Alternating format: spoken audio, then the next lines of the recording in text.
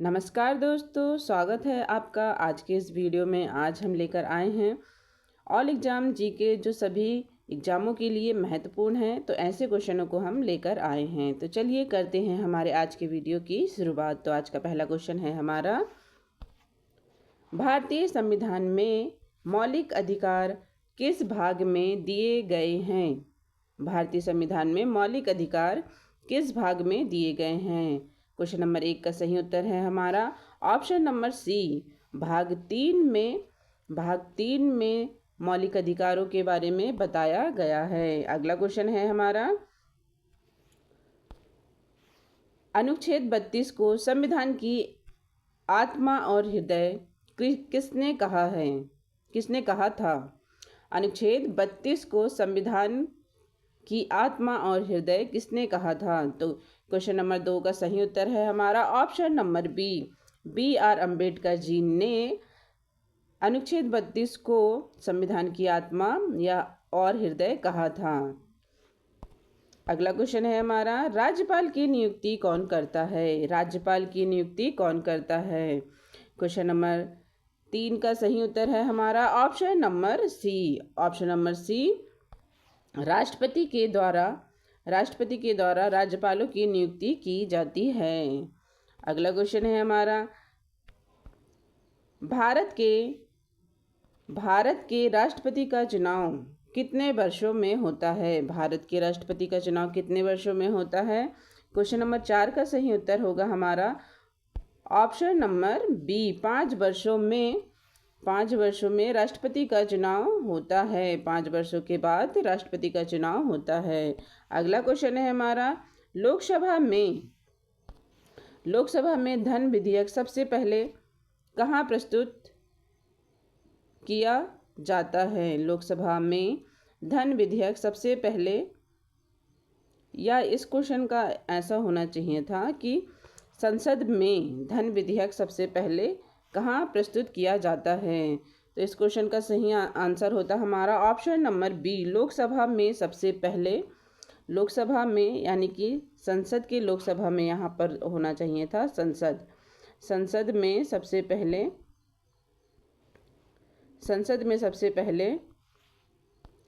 धन विधेयक किस सदन में पेश किया जाता है? तो इसका सही उत्तर होता हमारा लोकसभा में सबसे पहले धन विधेयक प्रस्तुत किया जाता है और लोकसभा अध्यक्ष जो है वह यह निर्णय लेते हैं कि कोई भी विधेयक धन विधेयक है या नहीं। अगला क्वेश्चन होगा हमारा, तो इस क्वेश्चन का आंसर होगा हमारा लोकसभा। भारत के प्रथम उपराष्ट्रपति कौन थे? भारत के प्रथम उपराष्ट्रपति कौन थे? क्वेश्चन नंबर 6 का सही उत्तर है हमारा ऑप्शन नंबर ए, डॉक्टर सर्वपल्ली राधाकृष्णन जो हैं भारत के पहले उपराष्ट्रपति थे। ऑप्शन नंबर ए इसका सही उत्तर होगा, option number A, Sarvepalli Radhakrishnan ji Bharat के प्रथम उपराष्ट्रपति थे। अगला क्वेश्चन है हमारा, भारत के प्रथम मुख्य चुनाव आयुक्त कौन थे? भारत के प्रथम मुख्य चुनाव आयुक्त कौन थे? तो क्वेश्चन नंबर 7 का सही आंसर है हमारा ऑप्शन नंबर ए, सुकुमार सेन भारत के प्रथम मुख्य चुनाव आयुक्त थे। सुकुमार सेन, ऑप्शन नंबर ए सही होगा। अगला क्वेश्चन है हमारा, राष्ट्रीय आपातकाल की घोषणा संविधान के किस अनुच्छेद में होती है? राष्ट्रीय आपातकाल की घोषणा संविधान के किस अनुच्छेद में होती है? ऑप्शन नंबर ए इसका सही उत्तर होगा हमारा ऑप्शन नंबर ए, अनुच्छेद 352 में राष्ट्रीय आपातकाल की घोषणा होती है के तहत, अनुच्छेद 352 के तहत राष्ट्रीय आपातकाल की घोषणा होती है। अगला क्वेश्चन है हमारा, राष्ट्रपति शासन किस अनुच्छेद के तहत लगाया जाता है? राष्ट्रपति शासन जो है किस अनुच्छेद के तहत लगाया जाता है? तो इस क्वेश्चन का आंसर होगा हमारा ऑप्शन नंबर बी, 356 के तहत राष्ट्रपति शासन लगाया जाता है। 356 के तहत, अनुच्छेद 356 के तहत राष्ट्रपति शासन लगाया जाता है। अगला क्वेश्चन है हमारा, वित्तीय आपातकाल किस अनुच्छेद में है? वित्तीय आपातकाल जो है वो किस अनुच्छेद के अंतर्गत आता है? तो क्वेश्चन नंबर 10 का सही आंसर है हमारा ऑप्शन नंबर सी जो है अनुच्छेद नंबर 360। अनुच्छेद नंबर 360 के तहत भारत में वित्तीय आपातकाल लगाया जाता है, जो कि अभी तक एक भी बार नहीं लगा है। अगला क्वेश्चन है हमारा साइमन कमीशन भारत कब आया था? क्वेश्चन नंबर 11 का सही उत्तर है हमारा option number B, option number C 1928 में, फरवरी 1928 में, आई थिंक फरवरी इसकी सही डेट है। फरवरी 1928 में साइमन कमीशन भारत आया था। फरवरी 1928 में साइमन कमीशन भारत आया था। अगला क्वेश्चन है हमारा साइमन कमीशन का विरोध किस नारे से किया गया था? साइमन कमीशन का विरोध किया गया था भारतीयों के द्वारा, वो किस नारे से किया गया था? तो ऑप्शन नंबर इसका होगा बी सही आंसर होगा। साइमन गो बैक के नारे लगाए गए थे। साइमन कमीशन के विरोध में साइमन गो बैक का नारा लगाया गया था इसके विरोध में। अगला क्वेश्चन है हमारा पूर्ण स्वराज का प्रस्ताव कांग्रेस के किस अधिवेशन में पारित किया गया? पूर्ण स्वराज का प्रस्ताव कांग्रेस के किस अधिवेशन में पारित हुआ था? तो क्वेश्चन नंबर 13 का सही उत्तर होगा हमारा ऑप्शन नंबर बी जो है लाहौर अधिवेशन जो हुआ था। लाहौर अधिवेशन जो हुआ था 1929 में, जिसकी अध्यक्षता पंडित जवाहरलाल नेहरू जी के द्वारा की गई थी, उसमें पूर्ण स्वराज का प्रस्ताव पारित किया गया था। लाहौर अधिवेशन। अगला क्वेश्चन ही है शायद वह है लाहौर अधिवेशन 1929 के अध्यक्ष कौन थे? लाहौर अधिवेशन 1929 के अध्यक्ष कौन थे? इस क्वेश्चन का सही आंसर है हमारा option number B. Option number B Jawaharlal Nehru ji के द्वारा लाहौर अधिवेशन की अध्यक्षता की गई थी, जिसमें पूर्ण स्वराज का प्रस्ताव पारित किया गया था।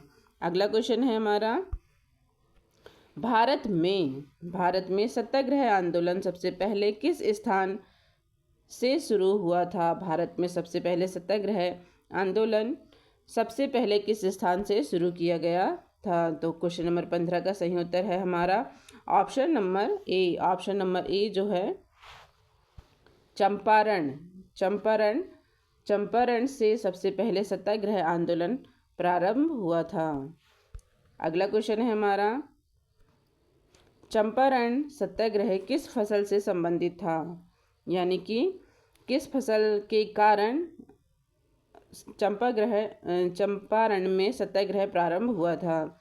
तो इस क्वेश्चन का सही आंसर है ऑप्शन नंबर बी नील की खेती के कारण चंपारण सत्याग्रह प्रारंभ किया गया था, क्योंकि इसमें भारतीयों को बाध्य किया जाता था कि वह नील की खेती करे।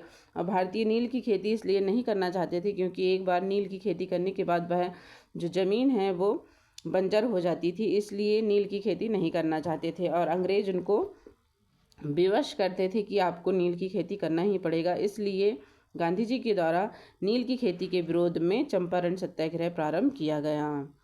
अगला क्वेश्चन है हमारा वर्नाकुलर प्रेस एक्ट किस वायसराय के समय लागू हुआ था? तो इस क्वेश्चन का सही उत्तर है हमारा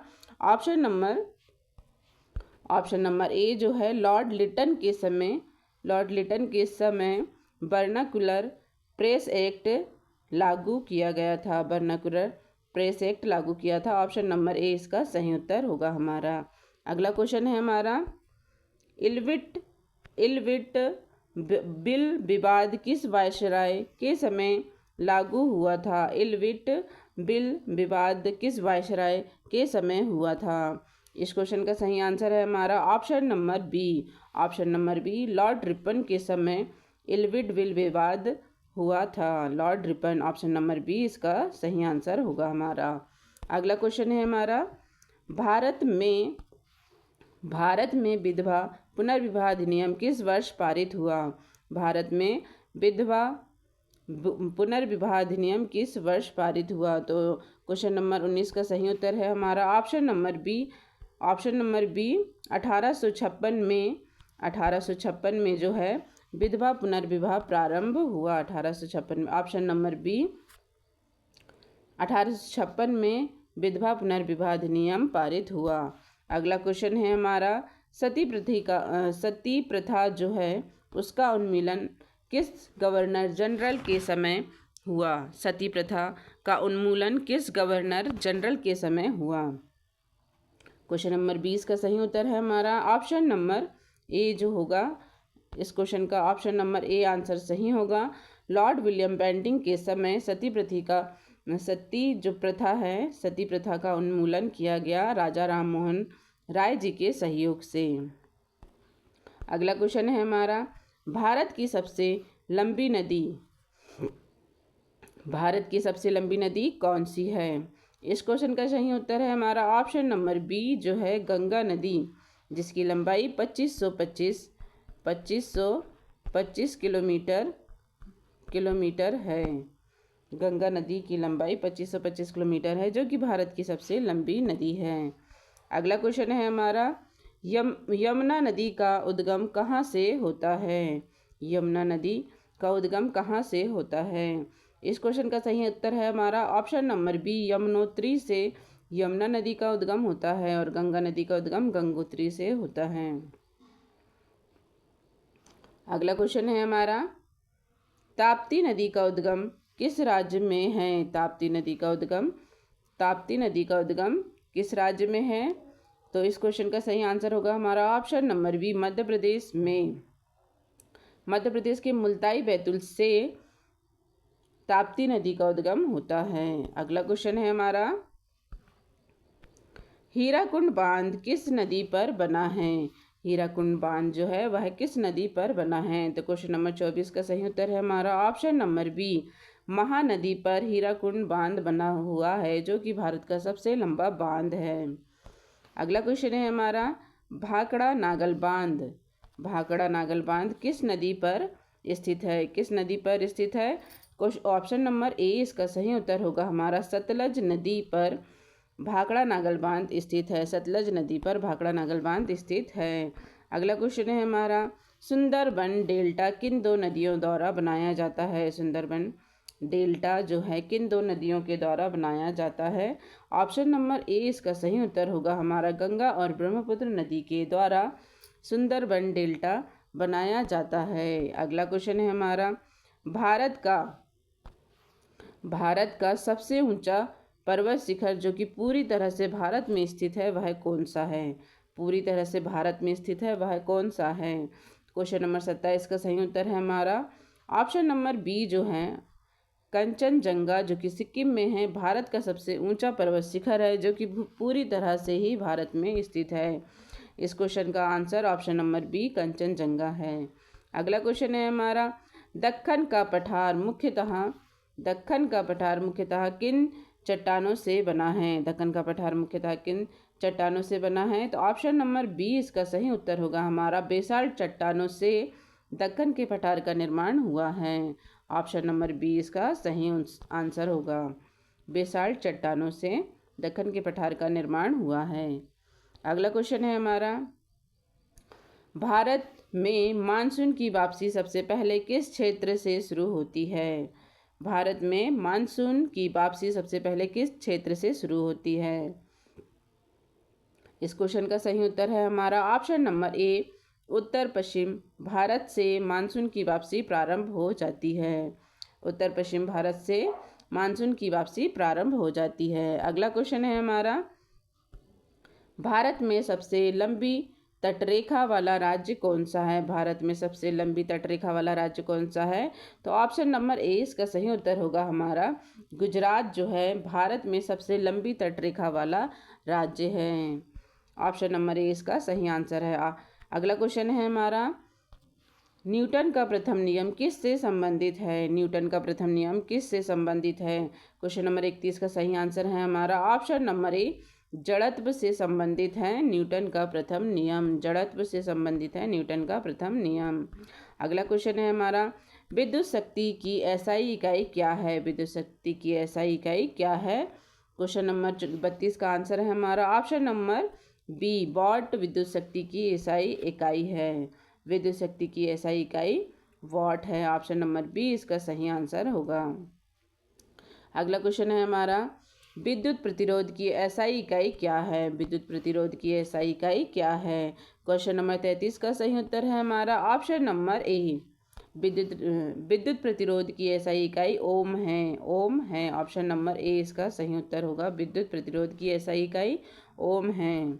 अगला क्वेश्चन है हमारा, 1 किलोवाट में कितने वाट होते हैं? 1 किलोवाट में कितने वाट होते हैं? 1 किलोवाट में कितने वाट होते हैं? क्वेश्चन नंबर 34 का सही उत्तर है हमारा ऑप्शन नंबर सी जो है 1000 वाट होते हैं। 1 किलोवाट में 1000 वाट होते हैं। अगला क्वेश्चन है हमारा, लेंस की शक्ति की एसआई इकाई क्या है? लेंस की शक्ति की एसआई इकाई क्या है? क्वेश्चन नंबर 35 का सही उत्तर है हमारा ऑप्शन नंबर बी होगा इसका, डायप्टर। डायप्टर लेंस की शक्ति की एसआई इकाई है। अगला क्वेश्चन है हमारा, सफ़ेद प्रकाश को 7 रंगों में विभाजित करने की घटना क्या कहलाती है? सफ़ेद प्रकाश को 7 रंगों में विभाजित करने की प्रक्रिया क्या कहलाती है? तो इस क्वेश्चन का सही उत्तर है हमारा ऑप्शन नंबर सी, विक्षेपण। विक्षेपण हम जिसे कहते हैं, सफ़ेद रंग को या वो प्रिज्म से होकर, हम सफ़ेद रंग यहाँ से प्रिज्म से होकर, यदि सफ़ेद रंग, ये सफ़ेद रंग है प्रकाश का, और तो यह 7 रंगों में विभाजित हो जाता है, इसे ही विक्षेपण कहते हैं। इसे ही विक्षेपण कहते हैं। अगला क्वेश्चन है हमारा, कमरे के तापमान पर द्रव अवस्था में रहने वाली अधातु कौन सी है? द्रव अवस्था में रहने वाली अधातु कौन सी है? क्वेश्चन नंबर 37 का सही उत्तर है हमारा ऑप्शन नंबर बी जो है, ब्रोमीन। ब्रोमीन कमरे के तापमान में द्रव अवस्था में रहने वाली अधातु है। अधातु है। अगला क्वेश्चन है हमारा, बेकिंग सोडा का रासायनिक नाम क्या है? बेकिंग सोडा का रासायनिक नाम क्या है? क्वेश्चन नंबर 38 का सही उत्तर है हमारा option number B, sodium bicarbonate baking soda का रासायनिक नाम है। आप इसको ऐसे ही याद कर सकते हैं कि खाना बनाने के लिए बाई आती है, वह खाने में बेकिंग सोडा डालती है, तो baking soda sodium bicarbonate, baking soda sodium bicarbonate, इससे ये याद होता है। इस क्वेश्चन का सही आंसर है हमारा sodium bicarbonate, option number B. अगला क्वेश्चन है हमारा, साधारण नमक का रासायनिक सूत्र क्या है? साधारण नमक का रासायनिक सूत्र क्या है? ऑप्शन नंबर बी इसका सही आंसर होगा हमारा, NaCl साधारण नमक का रासायनिक सूत्र है, NaCl। अगला क्वेश्चन है हमारा, अम्ल और क्षार की अभिक्रिया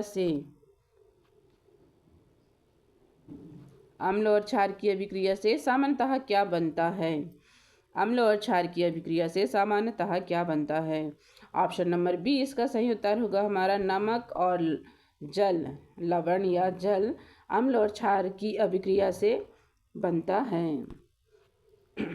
अगला क्वेश्चन है हमारा, मानव शरीर में ऑक्सीजन का परिवहन मुख्यतः किसके द्वारा होता है? मानव शरीर में ऑक्सीजन का परिवहन किसके द्वारा होता है? क्वेश्चन नंबर 41 का सही उत्तर है हमारा option number B, haemoglobin. Haemoglobin के द्वारा मानव शरीर में ऑक्सीजन का परिवहन होता है। हमारे रक्त में हीमोग्लोबिन पाया जाता है जो कि ऑक्सीजन का परिवहन करता है।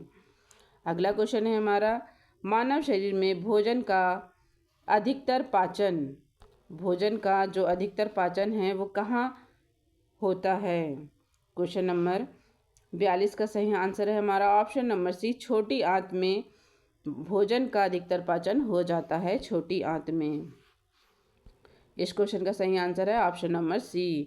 अगला क्वेश्चन है हमारा, विटामिन B1 की कमी से कौन सा रोग होता है? विटामिन B1 की कमी से कौन सा रोग होता है?